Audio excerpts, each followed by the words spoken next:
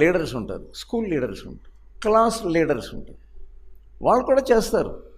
Teacher లేనప్పుడు teacher పని చేస్తారు. అంటే నిశ్శబ్దంగా ఉండండి, ఫలానా పుస్తకంలో ఫలానా లెసన్ చదువుకోండి, అవి చేయగలరు. అవసరమైతే ఏదైనా కొంత చెప్పగలరు.